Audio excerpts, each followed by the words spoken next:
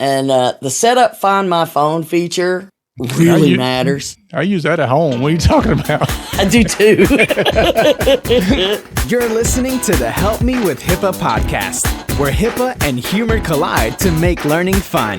Your delightful hosts are Donna Grindle and David Sims. Relax. HIPAA help is on the way. Welcome to episode 412 of the Help Me with HIPAA podcast. My name is David Sims of HIPAA for MSPs, and joining me is Donna Grindle of Cardin. What's up with your bad self? Just trying to lay low and hope the week is just as calm as I feel right now. Yeah, I don't even think that anymore. It never happens. Yeah, you have too many things messing with you. It never happens. It's just, a matter of how bad is it going to be for somebody. So it's my business is often a perpetual ride of a lack of planning on somebody else's part. It's an emergency on mine. Yeah, that moment where you get to say, lack of planning on your part does not constitute an emergency on my part kind of thing. Yeah. But you're not getting to say that, are you? No, I try to be tactful and not remind them that, I've been trying forever to get you to address this. Well, you just got to go with it sometimes. It's never a problem until it is. That's right. We always have too much security till we don't have enough. Speaking of too much security and all that good stuff, today we're going to be talking about what to do while you vacaying and holidaying. There you go. Depending on where you're at. Because you got double things to worry about. You got the office to worry about, and you got whoever's going to worry about. So we got stuff to cover on both sides. Yeah. So obviously, typical vacation season across the U.S. Also, we have 4th of July coming up and some other stuff like that. So vacation and holidays are prime time for the bad guys. Mm-hmm. You couldn't come up with the rhyme? No. But we're going to talk about some travel tips and vacation tips, holiday tips, all that kind of stuff. And we usually talk about holidays fairly often because every holiday we always sign off on Friday going, I wonder what's going to happen over the weekend. It's always something, know, and sometimes it's just everybody gets in a hurry and screws up and makes a mess. Yep. But yeah, it's not pretty. Yeah. Or sometimes it's not even an attacker. For example, one of my clients had a pipe burst over the weekend. Oh, yeah. Because you're not there on the weekend, you got more time for things to happen. So, yeah, they walked in Monday morning to their server, shall we say, swimming. And it's not designed for that. Yeah. It was a funny call I got. Like, what should I do? I'm like, it's pretty much too late now. Yeah. Let's order some more equipment. We'll get back to you. Yeah. The funny part was like, we got all the water out and I tried to power everything on. I'm like, no, you didn't. It might have been okay if you'd have let it completely dry for a few days, but yeah. While it's still kind of damp and then you try to power it on, it's probably not a good idea.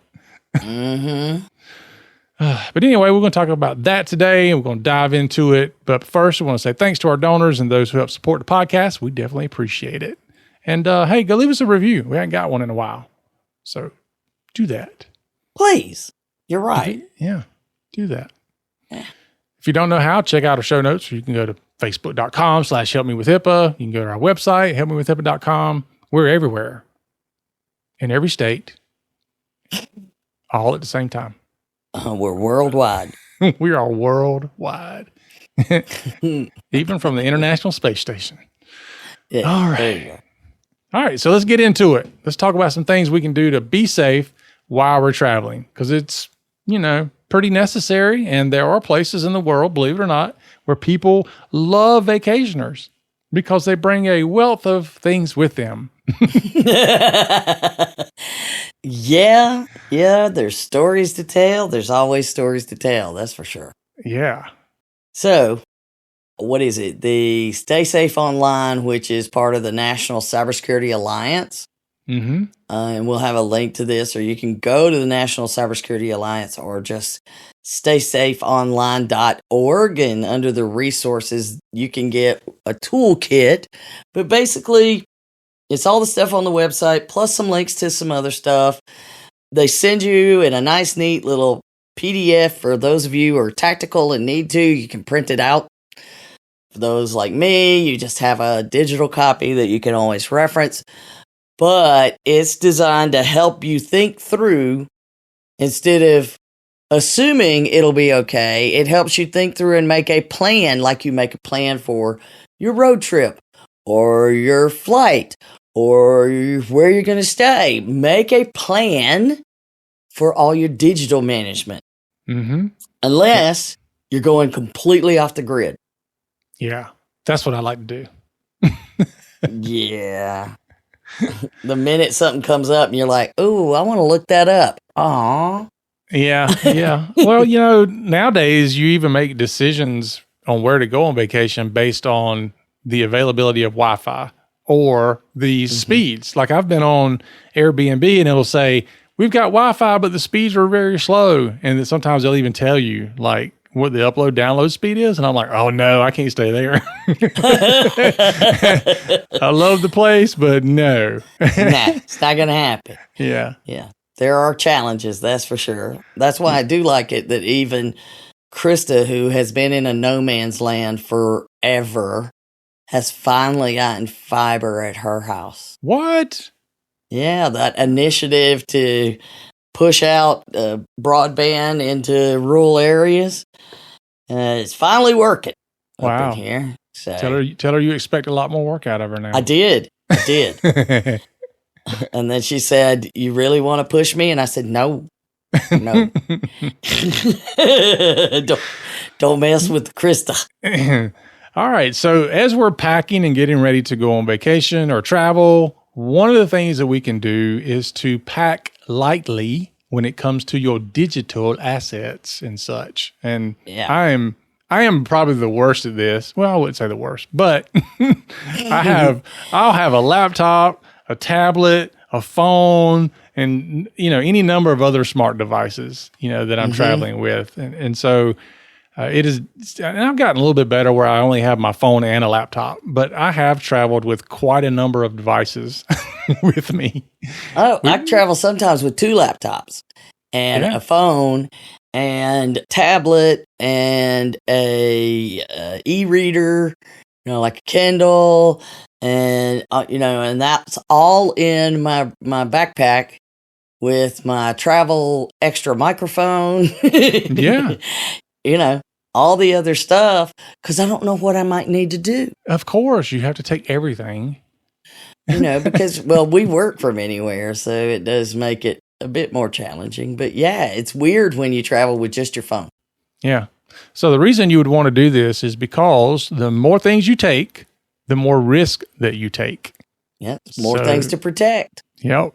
You have to keep up with all that stuff and everything that they'll do and everything they'll access and all that. So traveling lightly would be preferable if you can do it. Mm-hmm. Now, as business owners, we're always, we feel connected to the business. But, most people shouldn't have to go with a laptop. I highly recommend if you're taking a vacation, take the vacation. It's weird, back in the olden days, like in the 90s when you only gave out the phone number where you were staying to certain people. And if you didn't have that phone number, you left a message on their answering machine that they would get when they got back home. Yeah. Unless you could get a hold of somebody that had the phone number back in the olden days. Mm-hmm. Yeah. I miss the answering machine days. Yeah. When you're like, oh, did you leave me a message? Yeah. Yeah. But that is the big difference today is how much technology do you need to take with you versus want to take with you? Because whatever you're taking, you got to secure it. Yeah. Yep. It always makes me nervous when I'm traveling if I can't keep everything in my little travel bag with me. Like if I'm flying and I'm keeping a laptop in my luggage, I'm like, I'm nervous. Then you get to where you're going and then you open it up and you see that little tag that says the NSA opened this up and looked at it. I'm like, oh gosh. Well, they had to. Legally, they're required. I know, but it always makes me nervous. Yeah, I don't ever put one in my luggage. But you can travel lightly, and that is the best thing. Start with that. If you don't need it, don't take it just in case. If you're truly going on vacation, take your phone. These are smartphones. They're computers that make phone calls. They're fine. And a lot of times you're going to be, away. If you're having fun, you're going to be away from Wi-Fi and all that other stuff. Just use the camera. Put it in airplane mode and have some fun. But start with, what do I absolutely have to take? Mm-hmm. And then whatever's on that, then you start with the tip sheet recommends, and so do we. Check the privacy and security settings on web services and apps. Yeah. Oh. Yeah. You might want to check some privacy and security settings in your fingers. Like, don't be telling people as you're typing about this fabulous vacation you're about to go on. Yeah, they do mention that about oversharing. Yeah. But it's things like location tracking. If you don't pay attention, and there's a feature like it'll pop up and turn on when, and tell me, okay, this app is using your location. And it'll pop up and turn on like when, I'm traveling, I want the weather app to alert me based on where I am, not what's happening at home. Mm-hmm. So I let it use location services, particularly if there's storms around. Yeah. That kind of stuff. But it will pop up and ask me, do you want to continue to allow this? Because it's had to do it a few times lately. That way I'm turning it on and off. But if you don't take the time to figure that out, do you know how many pictures people have no idea what's connected to their pictures? Yeah. I mean, most of pictures, unless you turn it off, has metadata that can tell you where that picture is, which is another reason why I don't post any pictures while I'm on vacation. Mm-hmm. Me neither. Yeah, will not. I'll be back for weeks, and they're like, "Oh, I didn't know you was so and so." I'm like, "No, I'm not. Not there anymore." Yeah, that was weeks ago. Yeah, I don't want anybody to know where I'm at. Take any chances. Well, and the fact that it's got the exact GPS location. We're not saying it says you're in, Charlotte. It says exactly where you are in Charlotte. Yeah. Here's your coordinates. Yes. And it's got a ton of the date, the time, there is so much that it gathers when it takes those, unless you tell it not to. Mm-hmm. You strip those from it. But, on the flip side of that, I want to find the pictures I took last year on vacation in, Charleston or New York or whatever without the metadata. I can't easily do that. So then I'm back to having a giant box of pictures that I don't even know what's in it. Yeah. But it is important to understand that people can take pictures that you post online and you can run them through other online tools. And if it sees anything it recognizes, it can pinpoint where you're at. Yeah. So, even if you turn it off, you're right. Right. Yep. So it's, again, post your pictures later. Mm-hmm. Not while you're on vacay. Yeah, you can send it to family on a message, but don't be posting that on social media. Yeah. And the setup Find My Phone feature really matters. I use that at home. What are you talking about? I do too. Wait, it seems it's in the back of the house. I don't know where I put it there. Yeah, I'll be asking it all the time, where's my phone at? And it'll say, ringing your phone now. And then I hear it somewhere. Mm-hmm. But yeah, I use that all the time. I set that thing down somewhere. But you definitely, the reason you want it is remote wipe. Disable data if it gets there. I mean, you just brick the phone. Just brick it. If you find it, you can get it back. Mm-hmm. You can put it back. So, don't worry about that. Just set it to, if anybody actually connects it to the internet, it'll see it and wipe it and disable it. Yep. So I think that's a standard feature now on all Android and iOS phones. Yeah, but you have to turn it on. Mm-hmm. and use it. Yeah. And you should know how to do it, because if the device does get stolen, you want to have that thing locked as quickly as possible or wiped or whatever. Yeah. Well, and I turn it on my dad's because he's always out, yeah, he's 80, but he's out making sure whoever's working in the field or doing something on the house or whatever is doing what they're supposed to do. And I was on vacation and he calls me to find his phone at home. But I'm able to tell him, Dad, it looks like it's out on the road in front of Joey's house near the driveway. And he'll say, no, it can't be there. I know it must have fallen off here. And I was like, no, it's there. Yeah. And later I sent him a picture with the dot on it. I said, Dad, it's by the blue dot. And he calls me later. He goes, I looked everywhere. I finally went down and it was within an inch or two of that blue dot. That's funny. So it's good. It works is what I'm saying. Yeah. And you can use other apps like Life 360 can help you track stuff as well. I mean, there's a lot of Prey, Prey is a good one that helps you track stuff and all that. So certainly want to do that. The next one, password protect your devices. Please, but you shouldn't wait until you leave to do that. Yeah, probably not. Yeah, and just no. I mean, like real passwords, not password 123. And if you're taking your laptop, especially, do not set a complicated password and then put it in the bag with the laptop. No, don't do that. Yeah. I don't know if the sheet goes into this, but this is also a good time to mention that if you haven't already, encrypt those devices as well. Please. Yes. So laptops, mobile phones, encrypt them. Make sure they're encrypted. If you can pick it up and carry it around, it needs to be encrypted. It really should be encrypted these days anywhere, but at least make sure you do that. Yep. Next one, update your software. This sounds like something you should do all the time anyway. Yes.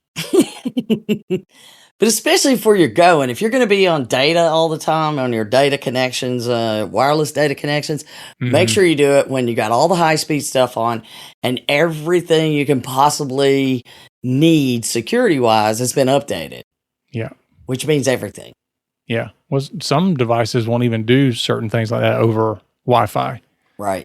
Or over mobile data. Mobile data. So if you can't connect to Wi-Fi, it just won't even do it. But the other piece of that, like you said, is even if you can do it over mobile data, you don't want to burn through your data plan if you don't have one of these unlimited ones and stuff like that. Plus, it can suck up all your bandwidth and everything else. So there's a number of reasons why you want to make sure all this stuff's updated. Yeah, and it takes a long time to download some of those. It also makes you just inherently safer because if you go places and you have all these vulnerabilities you're traveling with, don't want to do that. Yeah, so this should be part of your preparation for going. Mm-hmm. And another important preparation for going is do not get on social media and tell everybody you're going to be gone. Yeah.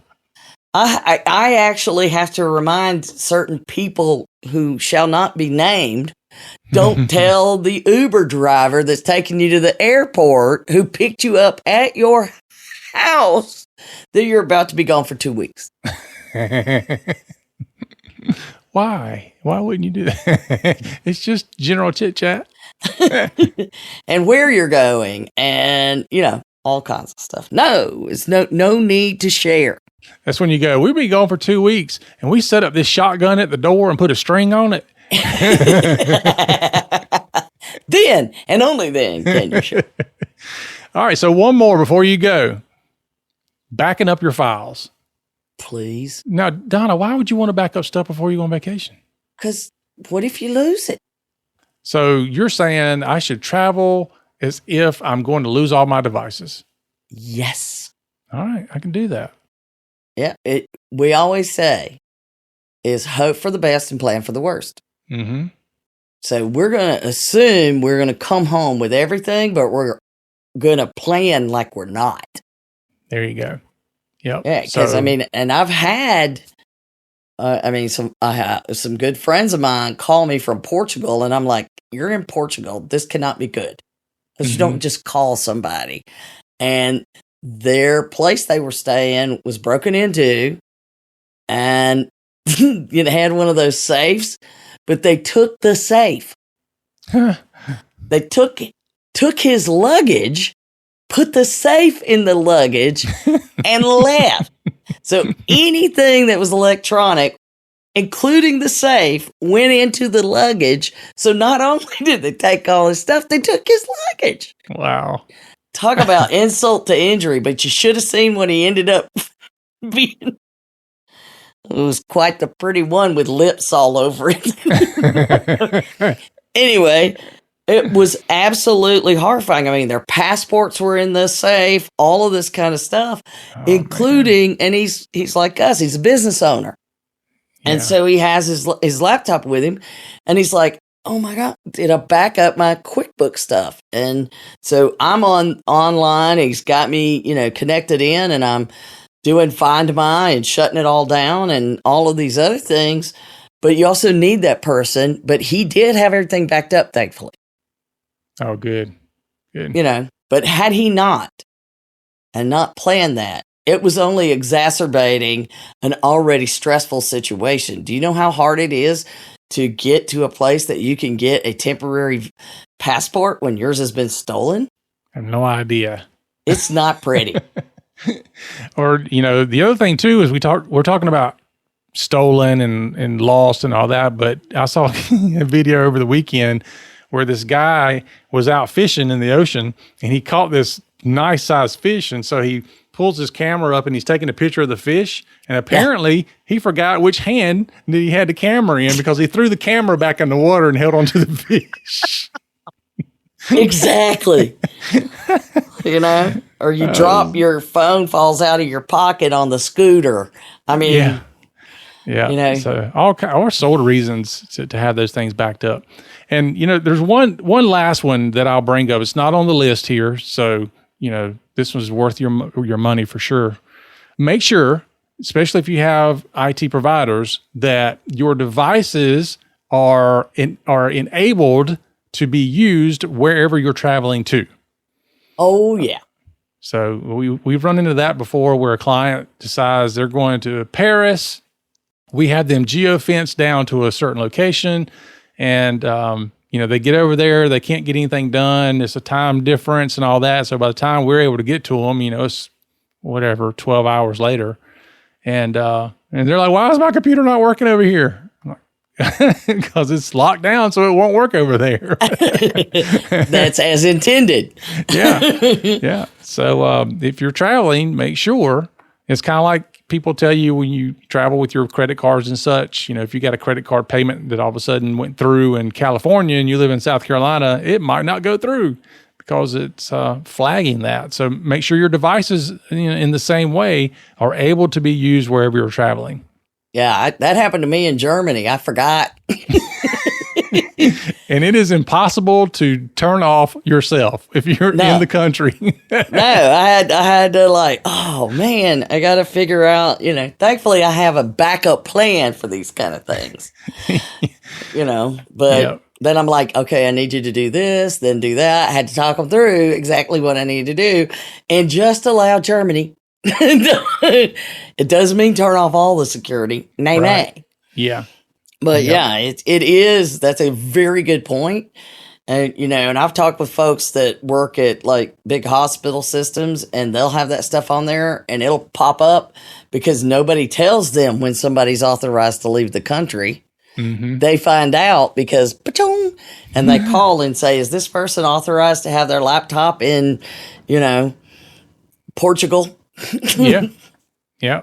We get notifications like that within some of the things we have, whether somebody's in a different area and they're logging in, or even if they've logged in a small time frame. So if you logged in from South Carolina and then 15 minutes later you logged in from Tennessee, it's going to be like, whoa, no way you can do that. But we get alerts for all that too. All right, so now we're moving from getting ready to go to on the go. Yeah. You're actually on the plane or in the car. Yep. So now, kind of going along with what we talked about earlier, you want to manage your location services and look at all the navigation things that you have turned on and such. And we covered a lot of that already in the other one. So similar stuff. Be sure that where you're going is somewhere you're keeping safe and where people don't know where you're at. Well, and social media post, your social media post logs that if you don't tell it not to. Yeah. So even if you don't say where you're at, it'll sometimes tell on you. All right, yes, so I'm at work. No, you're not. Here's one we talk about often, which is using secure Wi-Fi. Yeah, and I love every time we do a boot camp and we're in a different location, like you're handing out these USB condoms. You got to do what you got to do. Yeah, but the secure Wi-Fi thing, certainly the two biggest ways and easiest ways to deal with the secure Wi-Fi is either one, using a VPN. VPN services are fairly inexpensive and a few dollars a month, so no reason not to have that. The other way is either hotspot to your phone or using some kind of travel hotspot and connect through that. So those are the two of the easiest ways to deal with that. And don't use free Wi-Fi. Free Wi-Fi with free VPN. Please don't do that. No, don't do that. So just think about this before you pick VPN. If you pick a VPN that you think you're securing things, but you never read the terms and conditions, which most people don't. Right. And you never read the terms and conditions. And in the terms and conditions, it says we're going to secure it, but we're going to watch what you're doing while you're doing it. We won't let everybody else watch, but we can watch. Yeah. And it's like, it's not secure. No, I don't think so. Yeah. So make sure that because there are a bazillion VPN solutions out in the app stores. Mm-hmm. You want to make sure you're using a reputable one, and preferably one that you pay for that is reputable, because they have less motivation. Yeah. 'Tis true. They making money somehow. That's all I'm saying.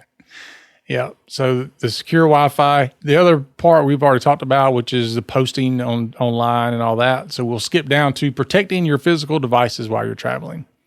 Yes. This gets back to the safe thing. Mm-hmm. Yeah. So yeah, if you have a safe, but you can move the safe or the safe can easily be removed, keep that in mind. Yep.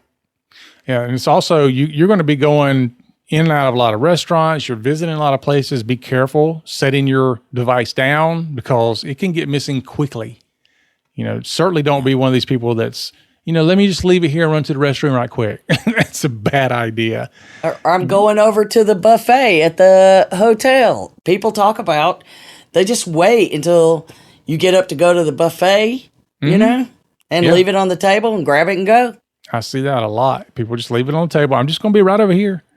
Yeah, no, don't do that. The restroom stall is my Achilles heel. Just because I dropped my phone in the toilet one time. Hopefully before you used it. Thankfully, yes.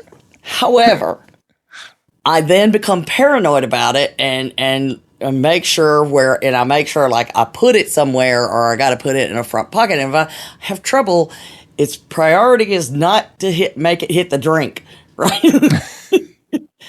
For the dog's perspective, but to sit it somewhere and then I forget about it, and I've chased my phones because I'm triggering it to let me know where it is, and people have picked it up trying to find you. Most nice people, or they've taken it. So that is my Achilles heel is the stall. And I was out this weekend, here in Atlanta doing some stuff, and I see this woman's just patiently standing outside the, near a bathroom stall, just not leaving, I'm done, I'm not in line. And as soon as the person opens the door of the stall she just came out of where someone went in, she went in and got her phone. It's like, somebody's already in there. I'm nonchalantly just standing in the bathroom waiting for the person to open that stall. Hopefully I won't have to have a discussion about them walking out with my phone. Yeah. It's amazing how many times I've actually picked up phones places that people have walked off from. Yeah. And I've been in theme parks and there's a phone laying there. And I remember one of them I picked up. don't even remember where I was at. I think I was up in DC in some theme park up there. And I walked around with it for probably 45 minutes or so, and then it started ringing. And because it's like, okay, how am I going to find the owner? Because it's not like I can call them. Yeah, you got to find lost and found now, right? Yeah, yeah. And that's, I was going to hold on to it until I ran across lost and found because I didn't know where that was at. I figured eventually I'd run across it. And so the phone starts ringing, and I answered it. And she's like, "You have my phone." And I'm like, okay, I guess I do. Do you want to meet me somewhere? So it was funny. Yeah, So it's the people that they assume that you've stolen it. No, I don't know how to find you, so I'm just working with this. Yeah. I was like, yeah, I found it over here at, apparently you got up and left it. And what they did is they said it was on top of a trash can, and it was right outside of a place you eat. So they set it on top of the trash can, into their tray, and then they just walked off. So, yeah, that's how that happened. Like the restroom stalls. I know. You're distracted. Yeah. Anyway, yes. So the next one, stop auto connecting. Please. Which, I love doing this at home. But the downside to the auto connecting is not like connecting to the Wi-Fi, it's the Bluetooth devices. Yeah. That's where it gets you. So you definitely want to turn that off because you're going to have all types of Bluetooth enabled stuff that's trying to connect to you, and you got headphones and automobile entertainment systems and all kind of stuff. I mean, I turned my Bluetooth on my laptop the other day, and I have no idea what it was picking up. Like it was picking up things. I'm like, I don't know what this is. Yeah, where are these coming from? Yeah, what is this? And of course, I mean, I didn't try to pair with them or anything like that, but I'm like, I don't even know what this is. And I don't live that close to people. Well, there is a thing called bluejacking too. So yeah. Where they can use Bluetooth to connect to your phone and monitor you or steal things. But that brings up another in your car. If you connect your phone, like you rent a car, and all the cars now have, CarPlay or some sort of tool, and you connect, and it's like, do you want to download your contacts? Yeah. The number of times I go in to delete mine and delete like 3 or 4 people before me's contacts as a courtesy, as a cybersecurity person. It's a courtesy I offer to other people. It's funny because when I bought the car I currently have, I had all their contacts in the vehicle as well as their address and everything else because all that information was stored in there. They never factory reset the system. Yeah, so depending on what type of tools are built in, it may try to automatically, like, I want it to use my phone as a computer, and not like store it on there, but you still have it connected and all these other things. So if you're renting a vehicle, make sure you do that before you drop it off. Mm-hmm. So here's another one. This is the last one. I have actually never done this. Used computers, like public computers in hotel lobbies and internet cafes. Yeah. I don't think I've ever done that. I can't. But you see them and you see people go, where's the business center so I can go, print something out? And I'm like, how do you even, I think my fingers start to burn if I was to touch the keyboard. I know. I feel like I'm violating something. Or it's violating you. Yeah, I know. Yeah, but certainly if you're using a shared computer somewhere, I think the last time I was on a shared computer was probably at the library. But anyway, you don't share information. And a good example of that is when you log into something, log out. Please. I can't tell you how many times I've seen people, they'll log into their email and then they'll just click the X and they're just like, no, what are you doing? No. It's still logged in. Well, that, or I'm going to I got to, buy tickets to something.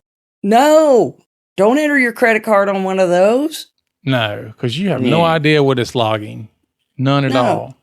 No, or no, worse, no. worse yet, this thing pops up and says, "Do you want us to remember this information?" And you're like, "Sure." It's because you get used to always saying that. And now how do you undo it? Because now you've done it and you panic. Yeah. If you're lucky. Yeah, you're right. If you're lucky. So things that you can do, certainly use the computer as a guest. Try to use some type of anonymous browsing if you can. Don't log into anything you don't have to be logged into. I would say if it's something like your email or your bank account, honestly, I think my email is more valuable than my bank account. But don't log into those things unless you're on your own device and it's secure. I would not do that on a shared public computer at all. And think twice before you're using, your sister-in-law's computer or your father's computer or anybody. Just because they're a family member doesn't mean they know how to secure things. And, unless you're like me, where you get on there and go, how much do I need to clean up before I can do the one thing I need to do? Yeah. I mean, I think if I were a bad guy, going into a place that has computers at the hotel for public use would be a place I would go to first to put things there or to set up a way to track information, come back and check it every day, or just check it remotely and grab all the information that I can get from it. Well, it'd be easy enough. I'm staying at this hotel. I check in, and some point that day, I'm not saying I would do this. Don't like turn me in or nothing. But David would do it. I know a guy who's done it. You check in, you stop by the business center, you put in some little something, and then you stop by with the key logger so that it doesn't get noticed. It doesn't have any traffic going anywhere, but it's a key logger, and you stay for a few days. And before you leave, you stop by and download all of that nicely and wipe your key logger off. Yeah. That's exactly what I would do if I were doing something like that. I know. That's why I said. Yeah. So they have a device. I don't even know if I want to say the name of it because people will Google it, but you plug it in USB, you plug it in, then you plug the keyboard into it. It immediately replicates the keyboard information. So the computer just sees it as the keyboard, and it's tracking all the data going through it. So it's key logging, up to the next level. So that's something that's easy, cheap to buy. I mean, for less than $100, you can get these things. Same thing with the Wi-Fi stuff. You can get one of those pineapples, Wi-Fi pineapples. You can replicate the Wi-Fi network and set up all kind of other Wi-Fi networks. And so you as a visitor to the hotel, you see the hotel name, guess Wi-Fi number 3, whatever, you connect to it. Next thing you know, all of your traffic's going through somebody's other device. It's tracking everything that you're doing. So there's a lot. There's a lot out there. And so if you're a bad guy and you live in an area that has a lot of travelers and vacationers, man, that is a fantastic place to be. Well, I mean, and there's just so many more things that it's so easy to just plug stuff in and, and then you got somebody that just walks up and, hey, do you mind if I use your phone to blah, blah, blah, blah? Oh, hell to the no. Yeah. The ones I love is like, do you want me to take a picture of you guys? And I'm like, oh. You know how many times I've seen people grab stuff and run? Yeah. You need to be careful with who you're saying that. Now, I also believe you need to be careful because at one point I agreed to do that is in Niagara Falls. I agreed to take somebody's picture, and then the next thing you know, there's like 10 people lined up handing me stuff. Will you take mine? Will you take mine? Will you take mine? I'm like, I should have run with the first one. Yeah. The first time I ever saw that happen was a guy that had like this expensive 35 millimeter camera. And the guy's like, take your picture. And I think we were like in the Bahamas. And this kid, man, he ran like a NFL wide receiver, boy. He was gone. He was gone. He was gone. And the dude was just standing there like, did that just happen? Or they hang out at a place that's like really a famous place to get your picture made, like in Key West by the southernmost buoy, like there. They have problems with people that'll hang out there and then offer to take your picture, and then they'll say, well, for $20, I'll give you your phone back. Oh, gosh. I take the picture that's what I do for a living. So $20, Yeah. How much you going to pay me? $5, $10, whatever the deal is, but it's special for you because I like you. $10. Yeah. I'm like, hey, you give me my phone back and I won't break your leg. Yeah, there's the thing. There's the rub. Do you know who you're dealing with? All right, folks. That is our show for today. Make sure you enjoy your vacation and holidays, but do it safely. Because the criminals don't go on vacation. No, they don't. They're vacationing with you. Yeah, they are. They're working. You're sleeping with the enemy. All right, folks, that is our show for today. Remember, HIPAA's not about compliance. It's about patient care. You've been listening to the Help Me with HIPAA podcast, hosted by Donna Grindle and David Sims. The show created to help you with HIPAA. For more information or to ask us a question, visit our website at helpmewithhipaa.com. Neither Donna Grindle or David Sims are attorneys, and they do not offer binding legal advice concerning regulatory compliance. The information in this podcast should not be relied upon or construed as legal advice in any way. Consult your attorney for legal advice concerning compliance with HIPAA regulations.